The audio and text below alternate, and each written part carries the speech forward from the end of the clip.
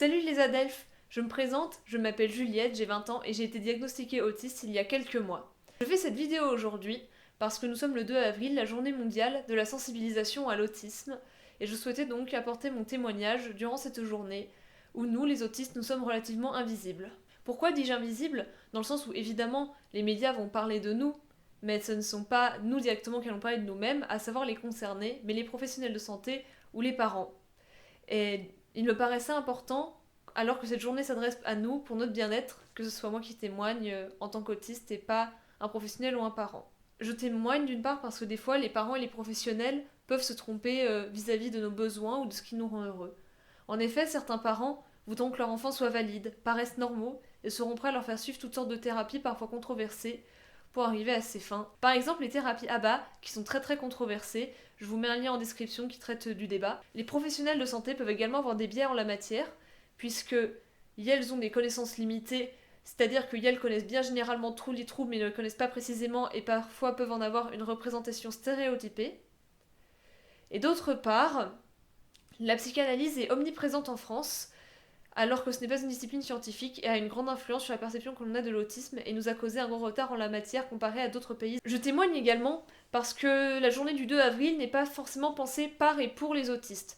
En effet, il y a souvent des événements comme Tous en bleu ou avec des pièces de puzzle mises en avant pour la journée, sauf qu'une grande partie de la communauté autiste n'aime pas ces représentations. En effet, le bleu est associé à Autism ainsi que la pièce de puzzle d'ailleurs, une association qui n'est pas vraiment pensée pour les personnes autistes, personnes qui montrent vraiment l'autisme comme quelque chose d'horrible, une affligence, enfin comme si nous étions des monstres, alors que nous ne sommes pas des monstres. Certes, nous sommes handicapés, nous avons un fonctionnement différent, mais je pense que cela ne mérite pas de faire de nous des bêtes de foire ou d'être stigmatisés. Cette journée, on peut donner la parole à des concernés, puisque effectivement certains concernés sont connus en dehors de la communauté autiste. Je pense par exemple à Joseph Chovanec, qui est un spécialiste du langage, très connu dans le domaine universitaire et également dans le domaine militant, puisque ça a été un militant pour la cause autiste. Alors certes, on peut lui être reconnaissant pour bien des choses, par exemple la mise en place des dispositifs ASPI-friendly dans les universités. Cependant, on peut aussi le critiquer parce qu'il a pris certaines positions problématiques, par exemple en disant qu'il y avait une vague de faux diagnostics d'autistes, sous prétexte que certaines personnes étaient intégrées dans le sens où elles avaient un emploi, une famille, etc.,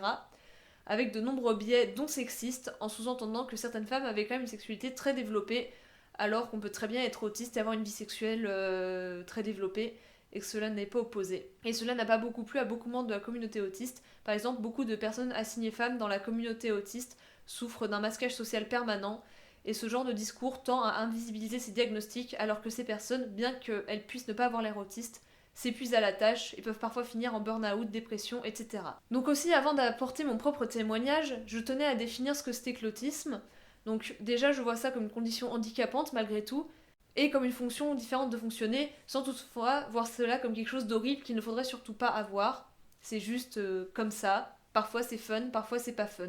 On peut avoir des hypersensorialités, ou sensibilités, comme vous voulez, qui peuvent faire que certains sens, on les détecte beaucoup plus fort que les autres, ou beaucoup moins fort que les autres, ce qui peut être réellement handicapant. Par exemple, beaucoup d'autistes sont hypersensibles au bruit, ce qui rend un environnement classique pour un neurotypique véritablement infréquentable pour une personne autiste. Exemple, une soirée avec la musique à fond, ce n'est pas possible, ou même certains bruits du quotidien comme la bruit d'une craie contre un tableau. Ça par exemple c'est un problème que j'ai, je déteste les bruits de craie, mais bon, je dois faire avec à l'école. Il y a des grosses difficultés de communication, on peut avoir du mal avec l'implicite, être très premier degré, prendre tout littéralement.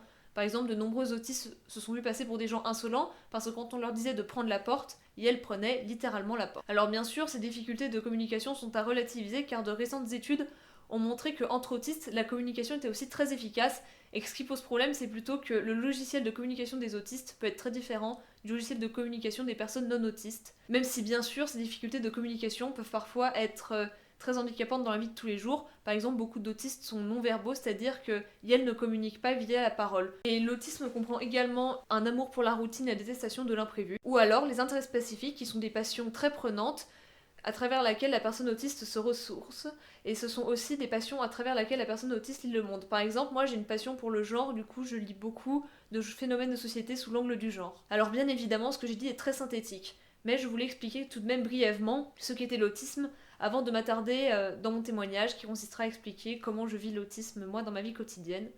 Et c'est là où on va en venir. Donc déjà, il faut savoir que moi j'ai été diagnostiquée très récemment, c'est-à-dire que je publie cette vidéo le 2 avril 2022, et j'ai été diagnostiquée début novembre 2021, et mon questionnement a commencé seulement en mai 2021.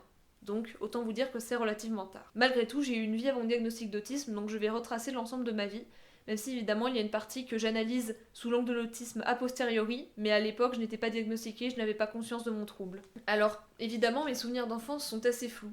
Je sais que j'avais certaines habitudes répétitives, mais il est parfois difficile de distinguer ce qui est normal pour un enfant, parce que beaucoup d'enfants aiment des trucs répétitifs, et ce qui est excessif. Par exemple, je sais que tous les soirs pour m'endormir, quand j'étais en maternelle, il fallait me mettre le même album de musique, sinon je ne dormais pas. Donc je ne sais pas si c'était normal pour un enfant ou si c'est un truc autistique. Et quand j'étais jeune, j'ai pu avoir plus ou moins des amis, même si j'ai souvent été en retrait. Je sais que par exemple en CE1, je traînais beaucoup seule parce que je m'amusais très bien seule dans ma tête et que je n'avais pas forcément besoin d'être entourée, ou du moins je n'avais pas le sentiment d'en avoir besoin. Je sais qu'en CE2, je suis arrivée dans une nouvelle école où j'avais l'image de l'intello et où je me faisais parfois embêter. J'étais assez isolée, même s'il m'arrivait de me faire des amis. Mais pour me faire des amis, il fallait toujours faire des stratégies assez élaborées. Par exemple, en CM1, j'ai juste lu ma liste de classe.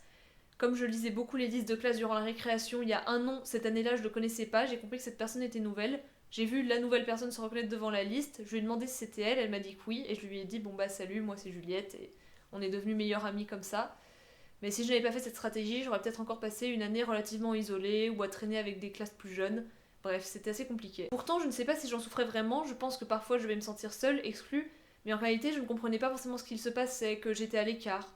Évidemment, j'avais conscientisé quand même mon image intello. Alors le collège, bon tout de suite, ça a été moins rigolo. Encore la sixième, c'est à peu près bien passé, même si j'étais encore décalée. En effet, mes camarades de CM2, en sachant que j'ai changé de collège, ont pris la décision de me donner une liste de conseils pour être comme tout le monde. Donc déjà, ça en dit long, hein, parce que normalement, on n'a pas besoin de conseils pour comprendre ce qui est à la mode, mais moi, visiblement, oui. Donc ils m'avaient expliqué tout ce qui était à la mode. Donc en sixième, j'arrive en ayant suivi leurs conseils, en ayant appris quelle était la musique à la mode, etc. Sauf que j'étais quand même à côté de la plaque. Par exemple, pour le style vestimentaire, j'avais compris que ce qui était à la mode, c'était les pantalons slim. Mais moi, j'avais acheté des pantalons colorés slim, donc des pantalons orange, rose, ultra visibles, alors que ce qui était à la mode, c'est les jeans slim. Donc, encore une fois, j'étais décalée. Et d'autre part, j'étais également décalée du fait de mes attitudes. Des attitudes, je ne saurais pas vous expliquer pourquoi elles étaient décalées, mais je sais qu'à ma manière d'agir, mes camarades me percevaient comme bizarre. Mais en sixième, cela allait encore, car j'étais très inconsciente de la hiérarchie sociale au collège. Je me souviens par exemple que j'envoyais par message privé des messages Facebook à mes camarades en sixième, alors que même certains étaient classés parmi les racailles populaires, alors que moi j'étais parmi les paumés intello. Alors évidemment, je n'aime pas certains thèmes que j'utilise comme racaille, mais je l'utilise dans le sens où comment je le percevais au collège et les termes qui étaient associés, je n'approuve pas forcément l'usage du terme racaille qui est parfois utilisé à des fins racistes par certains hommes politiques, bien sûr. Ça s'est compliqué en cinquième, parce qu'en cinquième, en fait, je me suis fait insulter à plusieurs reprises par mes camarades, et ils avaient des attitudes hostiles envers moi. Et en fait, j'ai commencé à prendre conscience de ma condition de paumée de la vie. Enfin, en tout cas, c'est comme ça que j'étais perçue. Et j'en ai énormément souffert, les insultes étaient très dures à supporter, pas le contenu des insultes en elles-mêmes, mais la compréhension petit à petit du fait que les gens ne m'appréciaient pas, que j'étais bizarre, que j'étais décalée, que j'étais parmi les paumés. En fait, cela m'avait vraiment sauté au visage, avec une violence extrême. Alors bien sûr, j'avais des amis, mais j'avais une amie, alors désolée si tu passes par là et que tu te reconnais, mais qui je pense avec le recul me racontait beaucoup de mythos. Évidemment, je les gobais tous. Je pense aussi que certaines personnes étaient de mes amis au collège pour se foutre de moi. Avec le recul, je sais pas si ces personnes m'appréciaient ou ne m'appréciaient pas, ou si elles m'appréciaient mais elles me le trouvaient un peu bizarre, du coup elles se permettaient de me charrier au point où ce soit un peu suspect. C'est difficile à dire. Donc suite à mes histoires de harcèlement en cinquième, je suis allée dans un nouveau collège en quatrième, où je n'ai tellement pas su m'intégrer que j'ai décidé de retourner dans l'ancien, parce que, encore une fois, j'avais l'air décalée. Donc si je vais résumer ma vie, c'est que j'avais l'air décalée. Sauf que j'ai commencé à comprendre en quatrième que j'étais tellement à l'ouest que je pouvais faire ce que je voulais, et du coup j'ai commencé à me rapprocher de personnes qui fondaient un groupe de métal, donc je suis intéressée au métal et je suis mis à avoir une sociabilité alternative. Et également un gros intérêt pour Hunger Games, ce qui m'a permis de créer un espace en ligne où j'avais des amis sur internet autour de la thématique d'Hunger Games, plus le métal sur lequel je me repliais avec mes amis un peu décalés de mon collège d'origine. Troisième, ça s'est mis à aller mieux parce que je subissais moins de harcèlement. Je m'étais éloignée des personnes qui me harcelaient parce que finalement on en était venu à la conclusion que si on s'aimait pas on n'avait qu'à pas se parler et pas se forcer à se fréquenter. Et cette année c'est relativement bien passé, d'autant plus que comme j'avais conscience de ma condition de paumée mais que je l'avais acceptée, je pouvais me permettre toutes sortes de comportements excentriques puisque de toute façon je partais du principe que j'étais foutue. J'ai un souvenir encore ému d'une camarade de classe que je n'aimais pas du tout qui m'avait demandé de lui filer les réponses en histoire, ce que j'avais refusé. Donc elle m'avait traité de salope, donc je lui avais répondu tout naturellement qu'une salope ça ne donnait pas les réponses. Même si évidemment maintenant je doute de la pertinence du terme salope en guise d'insulte. Et bon, tout cela, ce sont des questionnements que je ne vais pas aborder ici, pour des raisons de c'est compliqué. Entrée au lycée, j'ai tout simplement changé de stratégie de socialisation, c'était un peu celle que j'avais empruntée en troisième, à savoir celle d'être bizarre. Alors ça consiste en quoi cette stratégie? Cela consiste à avoir un style excentrique, des centres d'intérêt excentriques, afin d'attirer des personnes excentriques et surtout de faire peur aux personnes qui sont obsédées par la normalité, parce que sans avoir conscience du fait que j'étais autiste, j'étais bien conscient du fait que je ne comprenais rien aux normes sociales, et que c'était quelque chose qui m'était trop étranger. Donc mon lycée s'est relativement bien passé, j'avais une sociabilité assez excentrique, même si je me suis mis à faire des soirées et que ça a été compliqué. Sans raison que je comprenais à l'époque, les soirées me mettaient mal, j'avais besoin de m'isoler, je ne savais pas où me mettre. En plus, parfois, j'étais mal à l'aise du fait que certains de mes camarades consommaient des drogues et je ne savais pas trop comment me placer face à cette situation. Mais grâce aux soirées, j'ai pu rencontrer un groupe d'amis duquel je suis devenue très proche, qui n'étaient pas dans mon lycée d'ailleurs, et qui sont toujours mes amis les plus proches à l'heure actuelle, donc si vous passez par là, je vous aime. Voilà. J'avais la chance de bien m'en sortir scolairement, et j'ai donc atterri en classe préparatoire littéraire, en classe préparatoire, et j'ai été surprise de constater que j'étais encore bizarre dans ma classe. À vrai dire, en rentrant en prépa littéraire, je m'attendais à rencontrer plus de gens comme moi. Je saurais pas définir comment je définissais le comme moi, mais je pensais que mes différences avec mes camarades résidaient dans des différences de centre d'intérêt au lycée.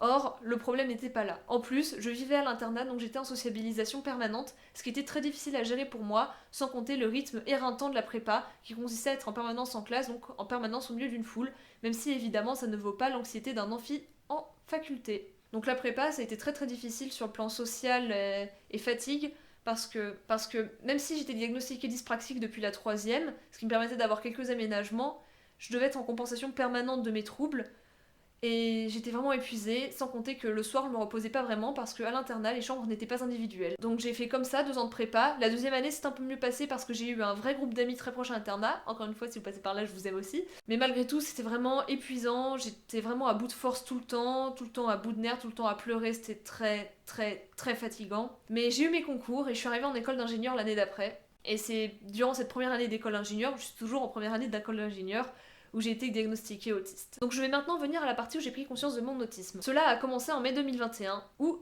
j'ai publié sur Facebook un mème qui parlait de mon problème de gestion émotionnelle. Et une fille m'a répondu « Je suis autiste », ça a répondu à ce type de problématique dont nous avons beaucoup échangé par message privé. Et ce même week-end, j'ai revu un vieil ami, enfin une connaissance, qui me disait beaucoup de choses, qui m'a parlé d'elle, on a beaucoup discuté à deux, et je me reconnaissais beaucoup en lui. Il faut savoir qu'avec mes amis, j'ai toujours eu le sentiment que Yel m'acceptait comme j'étais, mais que j'étais quand même décalée. Avec cet ami, ce décalage n'existait plus, et je voyais énormément d'empathie dans ses yeux. Et quand il m'a dit, tu sais, en plus ma vie est super dure parce que je suis autiste, je me suis dit, ah mais on peut être autiste et avoir des émotions, parce que forcément j'étais moi-même sujet à des clichés sur l'autisme. Et donc du fait de ces deux échanges, je me suis dit, d'accord, peut-être que l'explication c'est l'autisme, mais sans vraiment y croire, étant donné qu'il y a beaucoup de traits dans lesquels je me reconnaissais pas. En effet, je n'avais pas l'impression d'avoir des intérêts spécifiques envahissants. À l'heure actuelle, j'ai réalisé ce point de vue étant donné que je lis beaucoup de choses en termes sociologiques dans le monde, que je suis vraiment obsédée par les maths et que je me rends compte qu'au collège j'étais obsédée par Hunger Games. Donc je pense malgré tout que j'ai eu des intérêts spécifiques. Je me reconnaissais pas aussi dans l'aspect routinier, dans le sens où je supporte assez bien l'imprévu, où je peux faire beaucoup de choses à la dernière minute. Bah malgré tout, je sais que parfois je gère mal l'imprévu, très mal l'imprévu, que je vis peut-être plus mal que d'autres, que j'aime beaucoup tout organiser à l'avance, et aussi j'ai probablement un trouble de l'attention avec hyperactivité, donc parfois l'hyperactivité peut me pousser à faire des choses nouvelles. C'est assez complexe quand deux troubles se contredisent de déduire des choses. Puis en termes de particularité sensorielle, je déteste le contact physique, mais il y a d'autres explications possibles, et il y avait juste une certaine sensibilité au bruit, mais le reste, je n'ai pas spécialement de problème. Ce qui fait que j'ai pensé que je pouvais pas être autiste. Mais malgré tout, j'ai décidé d'aller voir un médecin qui m'a donc diagnostiqué, parce que sur l'aspect social, j'ai quand même beaucoup de traits. J'ai du mal avec l'implicite, du mal avec le second degré, j'ai une hypersensibilité au bruit, je analyse tout en termes du genre, enfin il y a beaucoup de choses comme ça. J'ai été très seule beaucoup de moments dans ma vie, beaucoup décalés. Et certains traits dans mon enfance n'ont pas menti, mais je ne saurais pas vous les dire, c'est un entretien qui a eu lieu avec ma mère. Et bien voilà, le diagnostic est tombé. Au début, le jour J, je l'ai mal pris, dans le sens où je me suis dit que du coup je serais bien décalée à vie, parce qu'on dit que l'autisme est un handicap invisible, mais en attendant, toute ma vie ça s'est vu que j'étais décalée, donc j'ai compris que toute ma vie je serais décalée, que toute ma vie ce serait la galère, et que mes troubles ne se réduisaient pas à une dyspraxie, donc à une trouble des gestes qui se répertoriaient dans ma manière d'écrire. Mais après, comme c'était ma démarche, et qu'au moins ça me donnait une explication et que ça me permettait d'aménager mon environnement, je l'ai assez vite accepté, d'autant plus que comme je l'ai dit, c'était moi qui faisais la démarche, et en vrai si j'avais pas été diagnostiquée, je l'aurais mal vécu aussi. Et du coup, depuis, je fais ma vie. Des fois, je vais en soirée, mais très rarement parce que ça m'épuise et parfois le bruit m'insupporte plus qu'autre chose. Des fois, aller en classe est difficile parce que pareil, voir de la foule m'insupporte. Aller au restaurant universitaire, même problème. Il y a des moments où je suis tellement épuisée que même parler me fatigue. Il y a d'autres moments chouettes, par exemple quand je revis parce que je fais du théâtre, quand je revis parce qu'on me dit un truc de féminisme intéressant, quand j'ai l'impression de respirer parce que j'apprends des nouveaux concepts de maths qui me passionnent. Et malgré tout, je dirais que c'est pas fun et que je suis encore à un stade de ma vie où être autiste ne m'amuse pas tant que ça. Mais j'espère trouver une certaine forme d'équilibre, un certain épanouissement, ce que j'espère faire. Et je voulais dire aussi que je sais que j'ai la chance aussi d'être une personne autiste relativement privilégiée. J'ai réussi à avoir un entourage à peu près sain, même plutôt sain d'ailleurs. Évidemment, il m'a fallu du temps, parce que ça n'a pas toujours été comme ça. J'ai subi des violences sexuelles, des gens ont abusé de ma naïveté, mais je sais de mieux en mieux m'entourer, de mieux en mieux repérer les signaux. Et du coup, je suis heureux. J'ai la chance d'avoir des parents qui m'aident à payer mes soins psy, ce qui me permet d'avoir accès à des diagnostics en libéral, ou certains psys en libéral, ce qui est un vrai luxe. Et si vous avez des proches autistes, le mieux que vous puissiez faire pour elles, c'est tout simplement de leur demander ce dont elles ont besoin. Et d'ailleurs, c'est même quelque chose que l'on pourrait demander aux neurotypiques parce que finalement, on pourrait tous s'écouter mutuellement pour tous se respecter et tous être heureux. Donc je suis très contente d'avoir donné ce témoignage, cette vidéo. J'espère qu'elle vous plaira et qu'au montage, elle rendra bien. Salut!